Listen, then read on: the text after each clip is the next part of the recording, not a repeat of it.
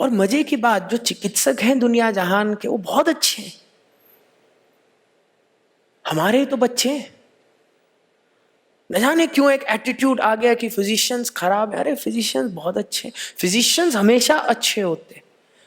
जो इंस्टीट्यूशन है जिसमें फिजिशियंस है वो थोड़ी ऊपर नीचे जरूर हो सकती है, but physicians are good people. और अगर हम फिजिशियंस को केवल फार्मास्यूटिकल इंटरवेंशन दे रहे हैं उनके आर्सेनल में, तो वो तो वही यूज करेंगे ना जो उनको मिला है। कितने सिद्धों ने कहा कि नहीं जी हम शोध करते हैं, हम अब उनको नॉन फार्मा के भी इंटरवेंशंस देते हैं ताकि वो जहां जरूरत पड़े वहां पे प्रिस्क्रिप्टिव मेडिकेशन दे, और जहां जरूरत पड़े वहां पे मेडिटेशन एज प्रिस्क्रिप्टिव मेडिकेशन दे। होना चाहिए ना। तो जब हमने अप्रोच किया 2-3 जगहों को, उन्होंने कहा जी हमारे पास तो योगा है। तो योगा का क्या मतलब है? आसन। अरे भैया तुम एक बार शास्त्रों को देखो तो सही, तुम एक बार अपने सप्तऋषियों को जानो तो सही, बहुत है।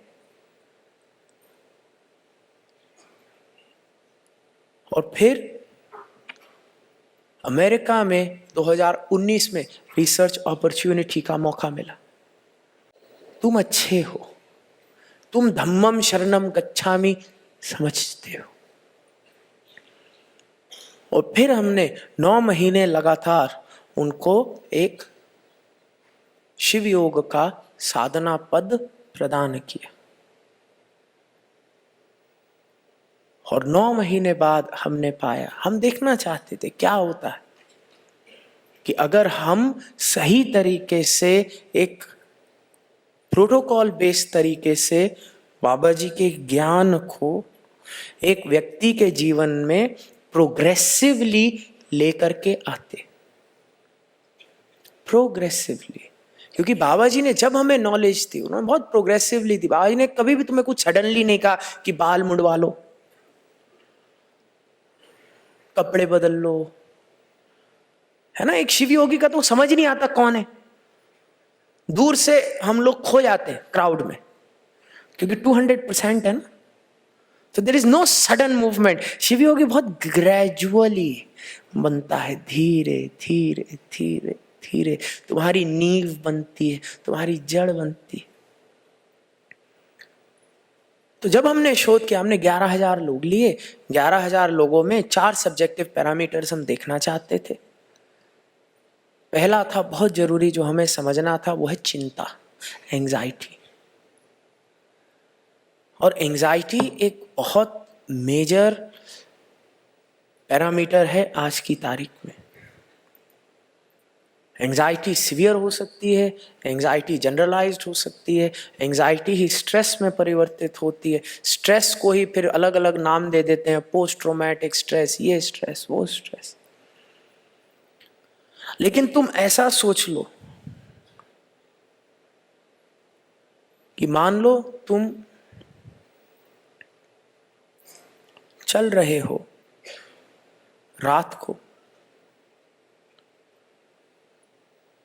और जब तुम रात को चल रहे हो एक गाड़ी आ रही है तुम्हारे सामने, और फिर तुम दूसरी तरफ चलना शुरू कर देते हो, लेकिन गाड़ी बस तुम्हारे पीछे पीछे पीछे आ रही है। तुम तेज चलते हो, गाड़ी तेज चलती है, तुम धीरे चलते हो, गाड़ी धीरे चलती है। तो तुम्हें क्या होगी? एंजाइटी होगी ना बहुत ज्यादा। हाँ जी ना जी। तुम उसी स्टेट में रहोगे। और सोचो कुछ लोग इसी स्टेट में सालों सालों तक एक क्रॉनिक एंजाइटी के साथ जब जीते, क्रॉनिक स्ट्रेस के साथ जीते, तो उनको एक क्रॉनिक फिजियोलॉजिकल इशू होने शुरू हो जाते हैं। और तुम्हारे घर में बहुत ऐसे लोग होंगे, और जरूरी नहीं चिंता खुद के लिए हो। तुम्हारी अम्मा, मुझे कितनी चिंता है। और मजे की बात, हमारे भारत देश में अगर कोई चिंतित नहीं है तो हमें बड़ी समस्या होती है।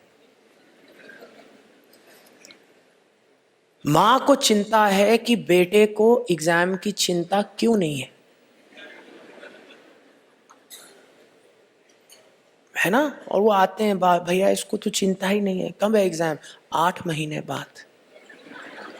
और इसको चिंता क्यों नहीं? फिर माँ को चिंता है कि बेटी को शादी की चिंता क्यों नहीं है, लेकिन अब चिंता, और जब बच्ची भी बड़ी हो रही है तो तुझे है क्यों नहीं, और फिर शादी हो जाती है तो बच्चे की इन्हें चिंता क्यों नहीं है। कोई ना कोई एक मैन्युफैक्चर्ड चिंता तुम्हें चिपकाने के लिए तैयार है। बोलो मानते हो? हाँ जी ना जी। तुम टीवी चैनल खोल लो, वो बताते हैं कि आज की ताजा चिंताएं, और अगर कोई आदमी चिंतित नहीं हो रहा तो बड़ी समस्या है। फिर सब चिढ़ियाते हैं, सब उसे बहिष्कृत करते हैं कि भाई तुझे एंग्जाइटी क्यों नहीं है। अब मुझे एंग्जाइटी है कि तुझे क्यों नहीं है। और ये जो मैन्युफैक्चर्ड एंग्जाइटी है, बच्चा बचपन में ही सीख लेता है कि मैं जितना एंग्शियस रहूंगा उतना मैं फिट करूंगा अपने अपने पीयर ग्रुप में।